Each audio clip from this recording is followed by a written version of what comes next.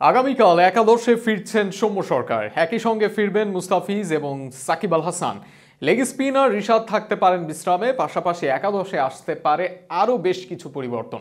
সেক্ষেত্রে এবার ঢাকার মাটিতে জিম্বাবুয়ের বিপক্ষে বাংলাদেশের সম্ভাব্য একাদশ নিয়ে বিস্তারিত থাকছে প্রতিবেদনে।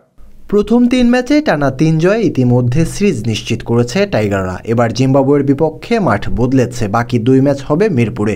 আর মাঠের সাথে সাথে বদলেছে টাইগারদের স্কোয়াডও। আর সেই স্কোয়াডে যুক্ত হয়েছেন সাকিব আল হাসান, সৌম্য সরকার আর মুস্তাফিজুর রহমান। সেক্ষেত্রে এই 3 জনেরই সম্ভাবনা আছে একাদশে জায়গা পাওয়ার। অন্তত সৌম্য আর সাকিব যে কাল একাদশে থাকছেন তা বলাই চলে। কাল ওপেনার হিসাবে সেক্ষেত্রে পরিবর্তন ঘটতে পারে। লিটনের জায়গায় সৌম্যকে দেখা যেতে পারে তানজিদ তামিমের সাথে, কিংবা লিটনকে ফর্মে ফেরানোর মিশন বজায়ও রাখা হতে পারে। সেক্ষেত্রে কালো সৌম্যর সাথে ওপেনিংয়ে দেখা যাবে লিটন দাসকে। কাল ওয়ানডাউনে সাকিব আল হাসান নাকি নাজমুল হোসেন শান্ত, কে খেলবেন এই প্রশ্ন উঠতেই পারে। তবে বিশ্বকাপের আগে ক্যাপ্টেনের মানসিকতা শক্ত রাখতে তাকে তার পজিশনে হয়তো ছেড়ে দেওয়া হবে। এক্ষেত্রে ওয়ানডাউনে শান্ত খেলবেন, কিন্তু 4 নম্বরে আগে থেকে হৃদয় দারুণ করায় তাকে নিচে নামানো না হতে পারে। সেক্ষেত্রে 4 নম্বর হৃদয়কে দিয়ে 5 নম্বরে নামবেন বিশ্বসেরা অলরাউন্ডার সাকিব আল হাসান। দীর্ঘদিন পর আন্তর্জাতিক টি-20তে ফিরবেন এই দেশের পোস্টার বয়।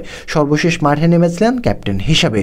ওডিআইতে ব্যর্থ হলেও টি-20তে দারুণ জয়ের ধারায় ছিলেন ক্যাপ্টেন সাকিব।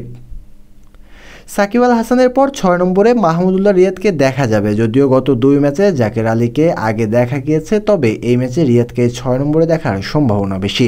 তাছাড়া 7 নম্বরে নেমে ফিনিশিং রোলেই বেশি কার্যকরী হবেন জাকের আলী অনেক।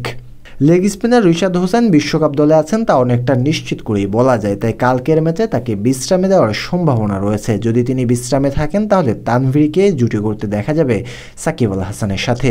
দলের 3 পেসারের মধ্যে কাল তাসকিনকেও বিশ্রামে রাখা হতে পারে। সেক্ষেত্রে সাইফুদ্দিনের সাথে পেস অ্যাটাকিং থাকবেন মুস্তাফিজুর রহমান, তানজিম সাকিব। আর ফিজকে যদি কালো বিশ্রামে রাখা হয় তাহলে তাসকিন সাকিব আর সাইফুদ্দিনই থাকবেন একাদশে। তবে বেশি সম্ভাবনা রয়েছে ফিজ, সাইফুদ্দিন, তানজিম সাকিবকে নিয়ে মাঠে নামার। আগামীকাল শুক্রবার মিরপুরে মাঠে গড়াবে ম্যাচটি। সন্ধ্যা 6টার ম্যাচটিতে মাঠে নামার আগেই চট্টগ্রামে 3 ম্যাচ জিতে ইতিমধ্যে সিরিজ জিতেছে টাইগাররা।